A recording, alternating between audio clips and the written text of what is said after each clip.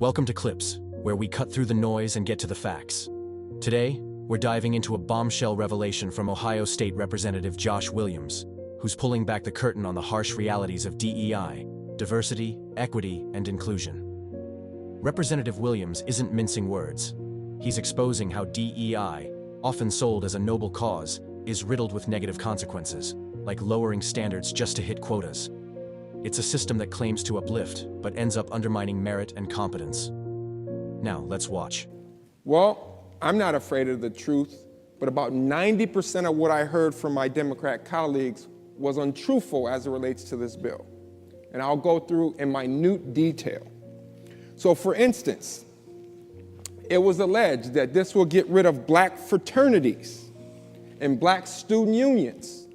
Well, that means you didn't read the bill, because in line 772, it says nothing in this section prohibits a state institution of higher education from complying with any state or federal law to provide disability services or to permit student organizations, including fraternities and sororities. It's right there in the text. Again, individual said that this was going to whitewash history and our ancestry, right, and our past. It was going to suppress free speech in the classroom. We were going to dictate what subjects we couldn't talk about. I would simply say, look at line 768, where it literally says nothing in this section prohibits faculty or students from classroom instruction, discussion, or debate, as long as the faculty member allows the student to express intellectual diversity. Those are the facts of what's written in the text. I'm telling you my story because you can't accuse me of not understanding black issues. You can't accuse me of not understanding poverty. You can't accuse me of not understanding the history of this nation, because I've lived it, my family's lived it. I understand it. I see the issues that we have in our country. We just see different paths to solutions. That's it. I'm telling you how I was raised so you can understand how I view diversity, equity, inclusion. Because to me, DEI is insulting to me. I overcame tremendous adversity to become a lawyer and a professor and a state representative, the first black Republican in 50 years, the first majority whip in this chamber ever, regardless of party affiliation. First one ever, regardless of chamber or party affiliation. And I'm viewed as though I don't know black issues, and somehow I'm giving up on black people. I've even had people tell me they were going to pull my black card for this. Well, come and take it. I wish you would. Diversity, equity, inclusion by mandate is insulting to me, and I'll explain it in detail. Diversity first. There's a great benefit to diversity. I believe that there's a benefit to having a diverse student body, a diverse boardroom, a diverse chamber, including the Republican caucus. I believe in diversity. But part of the government mandating diversity is it causes harm. You shouldn't just judge me by the color of my skin. Diversity can be beneficial. Forced diversity by government is prohibited. It's unlawful. We are the same group of people that ran to the steps of the Supreme Court when Plessy versus Ferguson was enacted, and separate but equal was the law. We ran to the Supreme Court arguing that we wanted to be treated equal to everyone else. Not special, not preferred, but equal. And the court responded in Brown v. Board of Education and said black kids and white kids have to be taught the same in the same classroom. We ran to that court seeking justice. And now the Supreme Court has spoken on DEI. It's spoken. Students for Fair Admissions clearly outlined that DEI policies by government are no longer going to be permitted in the United States. Now I'm listening to members on the other side of the aisle argue for our institutions of higher learning to clearly violate the Constitution. A member today argued that we were going to take away the ability of our institutions of higher learning to hire with the focus on equity. That means they will be focusing on race, gender, sex, sexual orientation, gender identity. Those are classifications that are unlawful for our universities to do. So why are we advocating for it on this floor? It's not allowed, people. It's not allowed. Second, let's talk about this equity portion. Equity is just a closeted way of trying to put in quotas. That's all it is. If you believe that a room full of 100 people has to have 13 black members because that's the breakdown of society and you only find 5 qualified candidates, how do you get to your 13-member quota? You have to drop the standard in order to get more minorities in the room. Well, what does that do for the 5 members that got there based off their merit? What does that do for me, who has a Juris Doctorate, my wife who has a master's degree and has served in corporate rooms for 20 years? What does that do for me, who was already in the room?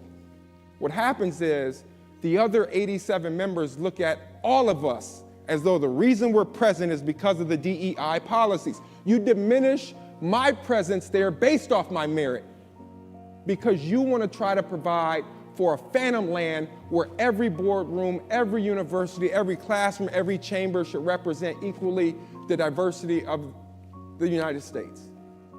That's unfeasible. And that's where Representative Josh Williams nails it. His fearless takedown of DEI isn't just a critique, it's a wake-up call. He's spot on when he says this ideology has wormed its way into every corner of our government, from education to public policy, eroding merit and replacing it with a hollow quota system. Williams sees what many won't admit. DEI isn't about fairness. It's a bureaucratic beast that lowers standards, undermines true achievement, and cloaks itself in feel-good rhetoric while delivering subpar results. He's not wrong to point out how it's become a sacred cow in our institutions, propped up by politicians and administrators who care more about optics than outcomes. Look at our schools, our hiring practices, our funding priorities. DEI's fingerprints are everywhere. Let me show you some clips of examples of all the DEI forced on companies that separate their employees by race, gender, and sexual preference. But you be the judge. Watch. President Trump ended federal DEI programs. Ended the tyranny of so-called diversity, equity, and inclusion policies. But why? Diversity, equity, inclusion sound good, and companies sure bought into it. At DuPont, we believe in embracing diverse talent. Workers were pushed to label themselves by race and gender. My pronouns are she and hers. And companies also claimed diversity and inclusion isn't just good for society, it's good for business. We're so sick of the words diversity, equity, and inclusion because they don't mean what they pretend to mean. Robbie Starbuck fights DEI programs simply by telling his social media followers what companies are doing. Harley-Davidson, they support boys competing against your daughters in sports. Unlike President Trump, who used an executive order to end federal DEI programs, Starbuck ends them by using the power of speech. It's time to expose John Deere. When he posted that John Deere encouraged preferred pronouns and held woke diversity trainings, Deere dropped its policies within a week. So have other companies. Toyota, Target, Walmart, why did they listen to you? And we go to them like any other investigative journalist. It is time to expose Toyota. They have gone totally woke. It is insane. Toyota sponsored pride parades and divided workers into identity-based groups. They separate employees into these groups based on what race they are or what type of sex they like to have. 1 week after he posted that, Toyota stopped sponsoring LGBTQ events and opened employee groups to all workers.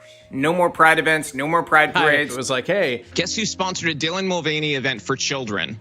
JP Morgan. they went and trained employees with the genderbread person. This is it here. It looks like something out of Kindergarten from Hell. And the most infantile, ridiculous thing ever. This is not something serious people or adults would use in a training. It discusses gender identity being different from biological sex and sexual orientation. And if you disagree with it, you're some sort of maniac or you're a bigot and you don't belong in the workplace. They had internship programs that were only for black people or for Hispanics. But it seems appropriate. It's reparations. We don't have reparations in this country, last time I checked.